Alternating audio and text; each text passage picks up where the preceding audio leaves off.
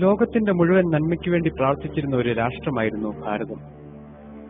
ഭാരതത്തിലെ ഏതൊരു മംഗളകർമ്മവും അവസാനിച്ചിരുന്നത് ലോകാ സമസ്ത സുഖിനോ ഭവന്തു എന്ന വേദമന്ത്രം ചൊല്ലിയായിരുന്നു. 1947 വരെ വിദേശികൾ നശിപ്പിച്ച നമ്മുടെ സംസ്കാരം അതിനുശേഷം നമ്മൾ തന്നെ നശിപ്പിച്ചു. എപ്പോഴെല്ലാമാണോ ധർമ്മത്തിന് ഗ്ലാനി സംഭവിക്കുന്നത്, എപ്പോഴെല്ലാമാണോ അധർമ്മം വളരുന്നത്, അപ്പോഴെല്ലാം ധർമ്മത്തെ പുനഃസ്ഥാപിക്കാൻ കാലാകാലങ്ങളിൽ ആവശ്യമുള്ളതെല്ലാം നമ്മുടെ രാജ്യത്ത് നടന്നിട്ടുണ്ട്. അത് നടന്നിരിക്കും. അതുകൊണ്ടാണ് ഭാരതം ഇന്നും ജീവിക്കുന്നത്. ലോക ജനതയ്ക്ക് ഏത് തരത്തിലുള്ള അറിവാണോ ആവശ്യമുള്ളത്, അത്തരത്തിലുള്ള അറിവിന്റെ സ്രോതസ് തേടി നിങ്ങൾ ചെല്ലണമെങ്കിൽ ഭൂമുഖത്ത് ഒറ്റ രാഷ്ട്രമേ ഉള്ളൂ. അത് ഭാരതമാണ്. ലോഹതന്ത്രവും ആരോഗ്യശാസ്ത്രവും ഗണിതശാസ്ത്രവും ജ്യോതിശാസ്ത്രവും ലോകത്തിന് ഭാരതത്തിന്റെ സംഭാവനയാണ്. AD 10-ാം നൂറ്റാണ്ട് വരെ 4 അക്കമുള്ള സംഖ്യ എഴുതാൻ അറിയില്ല എന്ന യൂറോപ്യന്മാരുടെ മുന്നിൽ അരിത്തമെറ്റിക് പ്രോഗ്രഷനും ജോമെട്രിക് പ്രോഗ്രഷനും ഉപയോഗിച്ച് വേദമന്ത്രങ്ങൾ ചൊല്ലിയിരുന്നവരാണ് ഭാരതീയർ. യജുർവേദത്തിൽ കോപ്പർ, ബ്രാസ്, ടിന്ന്, ലെഡ് എന്നീ ലോഹങ്ങളെ നമസ്കരിക്കുന്ന മന്ത്രങ്ങളുണ്ടായിരുന്നു. AD 1500 ശേഷം കണ്ടുപിടിച്ച ഈ ലോഹങ്ങൾ മുഴുവനും യൂറോപ്യൻസ് ക്ലെയിം ചെയ്യുന്നതിനും 5000 വർഷങ്ങൾക്ക് മുൻപ് ഭാരതീയർക്ക് ഈ ലോഹങ്ങളെക്കുറിച്ച് അറിവുണ്ടായിരുന്നു. AD 400 ശേഷം AD 1500 വരെ 100 കണക്കിന് രസതന്ത്ര പുസ്തകങ്ങൾ ഭാരതത്തിൽ എഴുതിയിട്ടുണ്ട്. ദശരത്നാകരം, ദശസമുച്ചയം, ദശേന്ദ്രസാര സർവസ്വം, ദശേന്ദ്ര ചൂടാമണി തുടങ്ങിയ പുസ്തകങ്ങളെല്ലാം തന്നെ നാഗാർജുനനെ പോലുള്ള അതിപ്രഗത്ഭരായ രസതന്ത്രജ്ഞർ എഴുതിയിരിക്കുന്നതാണ്. ഈ പുസ്തകങ്ങളിലെല്ലാം ഓരോ കെമിക്കലുകളും എങ്ങനെയെല്ലാം ഉപയോഗിക്കണം എന്നുള്ളതിന്റെ വിവരങ്ങളുണ്ട്. കൂടാതെ സ്വർണം, വെള്ളി, tin, lead, iron, copper, mercury എന്നീ മെറ്റലുകൾ എപ്രകാരമാണ് പ്രോസസ് ചെയ്യേണ്ടത് എന്നതിനെക്കുറിച്ചുള്ള വിവരങ്ങളും ഈ പുസ്തകങ്ങളിലുണ്ട്. പ്രകാശത്തിന് 7 നിറമുണ്ട് എന്ന് കണ്ടുപിടിച്ചത് സർ ഐസക് ന്യൂട്ടൺ അല്ല, വിശ്വാമിത്ര മഹർഷിയാണ്. സൂര്യദേവൻ തന്റെ 7 രശ്മികൾ ഭൂമിയിലേക്ക് അയക്കുന്നു എന്ന് വേദങ്ങളിൽ എഴുതിയത് വിശ്വാമിത്ര മഹർഷിയാണ്. പ്രകാശം സഞ്ചരിക്കുന്നു എന്ന് കണ്ടുപിടിച്ചത് സർ ഐസക് ന്യൂട്ടൺ അല്ല. ഒരു നിമിഷത്തിന്റെ പകുതി സമയം കൊണ്ട് 2022 യോജന വേഗത്തിൽ പ്രകാശത്തെ ഇങ്ങോട്ടയക്കുന്ന സൂര്യദേവ അങ്ങേക്ക് നമസ്കാരം എന്ന് പറഞ്ഞത് വിജയനഗര സാമ്രാജ്യാധിപതികളായ ഹരിഹരന്റെയും ഗുപ്തന്റെയും ആസ്ഥാന പുരോഹിതനായ സായണാചാര്യനാണ്. ന്യൂട്ടൺ ഗ്രാവിറ്റി കണ്ടുപിടിക്കുന്നതിന് മുൻപ് ഭാരതീയ ജ്യോതിശാസ്ത്രത്തിൽ ഗ്രാവിറ്റിക്ക് ഡെഫിനിഷൻ ഉണ്ടായിരുന്നു. ആകാശത്തിലുള്ള സോളിഡ് മെറ്റീരിയൽസിനെ ഭൂമി അതിന്റെ ശക്തി കൊണ്ട് അതിലേക്ക് ആകർഷിക്കുന്നു. ഏതൊന്നിനെയാണോ ആകർഷിക്കുന്നത് അത് താഴെ വീഴുക തന്നെ ചെയ്യുന്നു. തുല്യശക്തി കൊണ്ട് പരസ്പരം ആകർഷിക്കുന്ന ജ്യോതിർഗോളങ്ങൾ എവിടെ ചെന്ന് പതിക്കാനാണ്? 1148 ഭാസ്കരാചാര്യൻ എഴുതിയ ഈ വരികൾ സിദ്ധാന്ത ശിരോമണി എന്ന പുസ്തകത്തിന്റെ ഭുവനകോശം എന്ന ഭാഗത്തിലെ 6-ാം അധ്യായത്തിൽ നിങ്ങൾക്ക് കാണാൻ സാധിക്കും. ഭൂമി ഉരുണ്ടതാണെന്നും ഭൂമി കറങ്ങുന്നുവെന്നും സൂര്യന് ചുറ്റും പ്രദക്ഷിണം വയ്ക്കുന്നുവെന്നും കണ്ടുപിടിച്ചത് ആര്യഭടനാണ്. ഇന്ന് ഇതിനെല്ലാം നാം പേര് വിളിക്കുന്നത് ഗലീലിയോയെയും കോപ്പർനിക്കസിനെയും ടൈക്കോ ബ്രാഹിയെയുമാണ്. AD 449 ആര്യഭടാചാര്യൻ ഒന്നാമൻ അദ്ദേഹത്തിന്റെ 23-ാം വയസ്സിൽ എഴുതിയ ആര്യഭടീയം എന്ന ഗ്രന്ഥം ഭാരതത്തിലെ ജ്യോതിർ ഗണിതശാസ്ത്ര ഗ്രന്ഥങ്ങളുടെ പട്ടികയിൽ ഏറ്റവും ഉന്നത സ്ഥാനത്ത് നിൽക്കുന്നു. ഭൂമിയുടെ ഗോളാകൃതിയെക്കുറിച്ചും ഭൂമി സൂര്യന് ചുറ്റും പ്രദക്ഷിണം വയ്ക്കുന്നതിനെക്കുറിച്ചും ഭൂമിയുടെ റൊട്ടേഷനെ കുറിച്ചും റെവല്യൂഷനെ കുറിച്ചും അതിന്റെ സ്പീഡിനെ കുറിച്ചും വ്യക്തമായി എഴുതിയിരിക്കുന്ന ആര്യഭടീയം അത്യുജ്വലമാണ് എന്ന ഒറ്റ കാരണം കൊണ്ട് തന്നെയാണ് ഭാരതത്തിലെ ആദ്യ സാറ്റലൈറ്റിന് ആര്യഭട്ട എന്ന പേര് നൽകിയത്. ആര്യഭടാചാര്യനും ഭാസ്കരാചാര്യനും വിവരിച്ചിരിക്കുന്ന എല്ലാ കാര്യങ്ങളും അതിന്റെ 10 ഇരട്ടി എക്സ്പ്ലനേഷനോടുകൂടി ബ്രഹ്മഗുപ്തൻ ബ്രഹ്മസ്ഫുട സിദ്ധാന്തത്തിൽ എഴുതിയിട്ടുണ്ട്. വൃത്തത്തിന്റെ വിസ്തീർണം, വൃത്തത്തിന്റെ ചുറ്റളവ്, സിലിണ്ടറിന്റെ വ്യാപ്തം തുടങ്ങിയ എല്ലാ കാര്യങ്ങളും ബ്രഹ്മഗുപ്തൻ വളരെ വ്യക്തമായി ഇക്വേഷനോടുകൂടി നൽകിയിരിക്കുന്നു. ഗ്രീൻവിച്ച് രേഖ പണ്ട് ഭാരതത്തിലായിരുന്നു. അപ്പുറത്തും ഇപ്പുറത്തും ലോഞ്ചിറ്റ്യൂഡും ലാറ്റിറ്റ്യൂഡും കാൽക്കുലേറ്റ് ചെയ്തിരുന്നു. വരാഹവീരൻ AD 553 അലക്സാണ്ട്രിയയുടെ ലോഞ്ചിറ്റ്യൂഡ് കാൽക്കുലേറ്റ് ചെയ്തിട്ടുണ്ട്. 23.07 ഡിഗ്രി ആയിരുന്നു ഉജ്ജയിനിൽ നിന്ന് അലക്സാണ്ട്രിയയുടെ ലോഞ്ചിറ്റ്യൂഡ്. മോഡേൺ സയൻസ് പ്രകാരം 23.03 ഡിഗ്രി. ജർമ്മനിയിലെ സെന്റ് ജോർജ് യൂണിവേഴ്സിറ്റിയിലെ സാൻസ്ക്രിറ്റ് ഡിപ്പാർട്ട്മെന്റിന്റെ കവാടത്തിൽ പാണിനിയുടെ ഒരു വലിയ ചിത്രം കൊത്തിവെച്ചിട്ടുണ്ട്. ജർമ്മൻ ഭാഷയുടെ അടിസ്ഥാനം പാണിനി എഴുതിയ അഷ്ടാധ്യായി എന്ന വ്യാകരണ ഗ്രന്ഥമാണ്. മനുഷ്യനുണ്ടാകാൻ സാധ്യതയുള്ള ഓരോ രോഗങ്ങളുടെയും അവയുടെ ചികിത്സാ സമ്പ്രദായങ്ങളുടെയും ഔഷധങ്ങളുടെയും ഔഷധങ്ങൾ കൊടുക്കാൻ ഉപയോഗിക്കേണ്ട മന്ത്രങ്ങളുടെയും ഒക്കെ വരികൾ ചേർത്ത് 51 ശാഖകളുള്ള അഥർവവേദം ഈ നാട്ടിലുണ്ടായിരുന്നു. World health organisation universal medicine status കൊടുത്തിരിക്കുന്ന ഭൂമിയിലെ ഒരേ ഒരു കോമ്പൗണ്ട് ജലമാണ്. ഏതൊരു അസുഖത്തിനും ജലമല്ലാതെ മറ്റൊരു മരുന്ന് നൽകരുത് എന്ന് യജുർവേദത്തിൽ വ്യക്തമായി പറഞ്ഞിട്ടുണ്ട്. ആധുനിക വൈദ്യശാസ്ത്രത്തിന്റെ പിതാവായി എന്നറിയപ്പെടുന്നത് ഹിപ്പോക്രാറ്റിസ് ആണ്.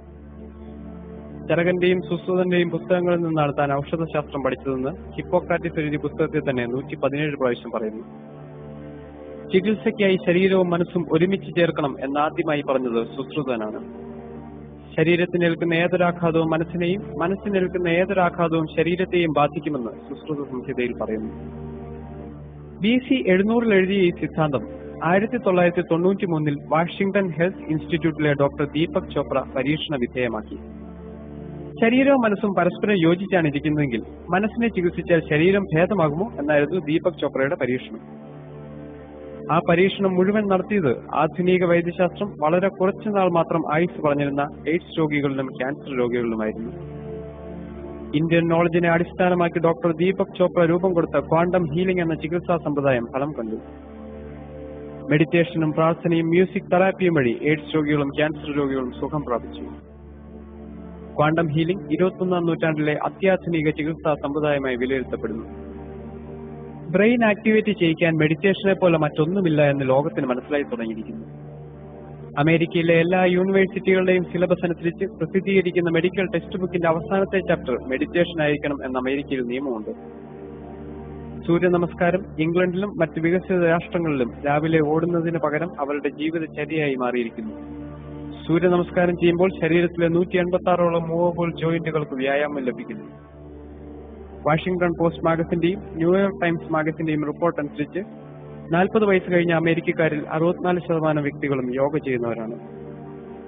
പരിണാമ സിദ്ധാന്തത്തിന്റെ ഉപജ്ഞാതാവ് ഡാർവിൻ അല്ല, പതഞ്ജലി മഹർഷിയാണ്.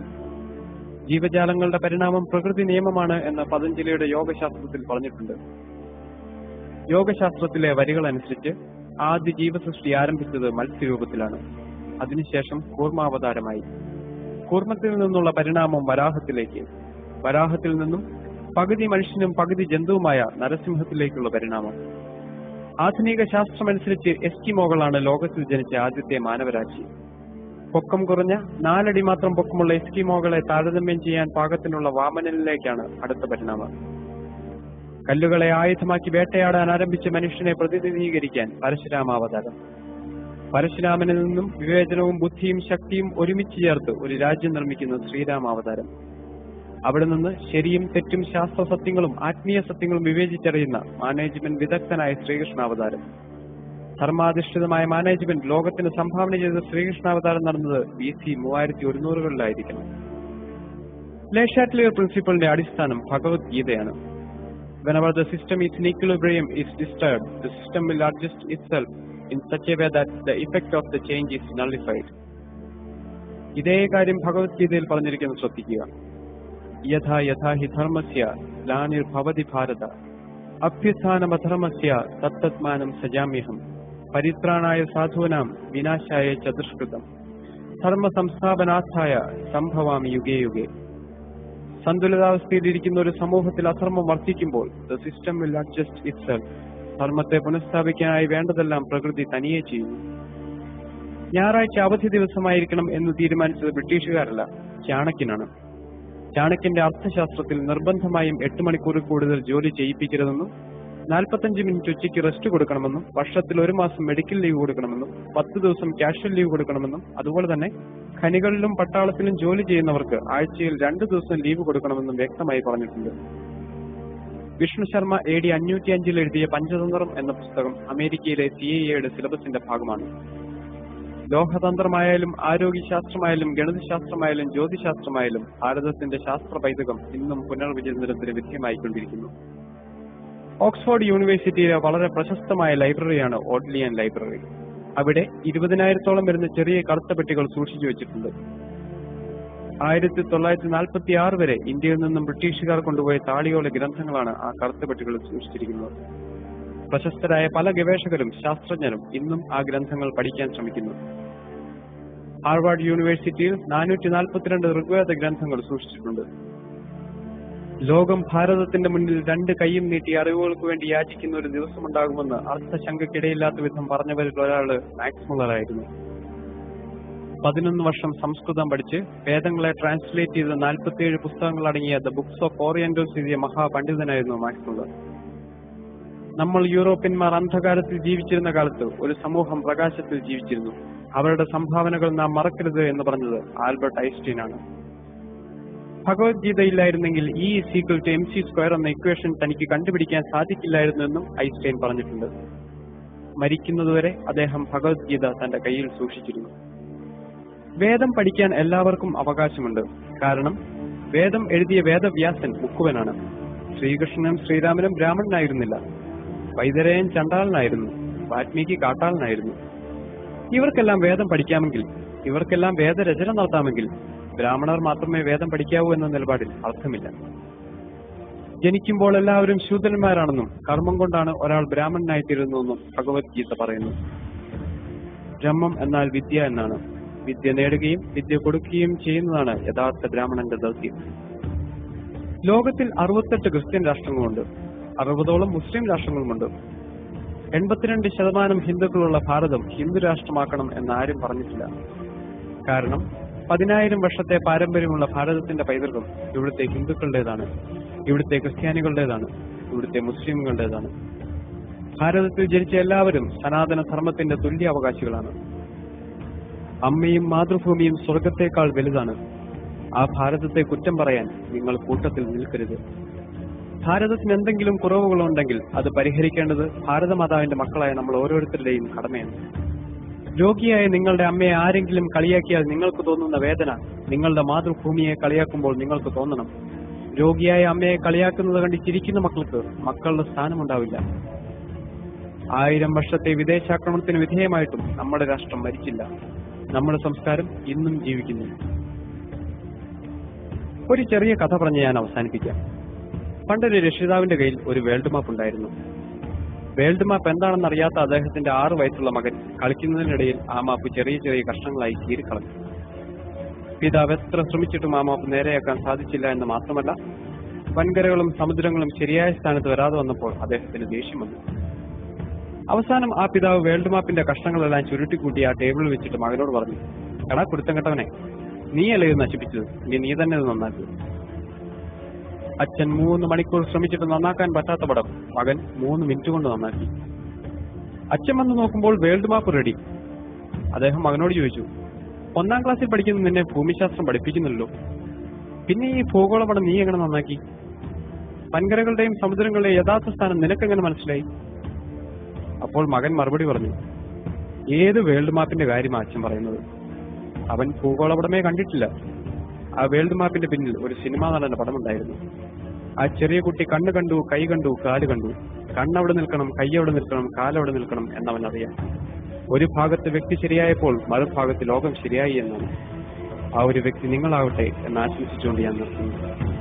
വിനയപൂർവ്വം നിങ്ങളുടെ സ്നേഹിതൻ മെൽബി സുരേഷ്.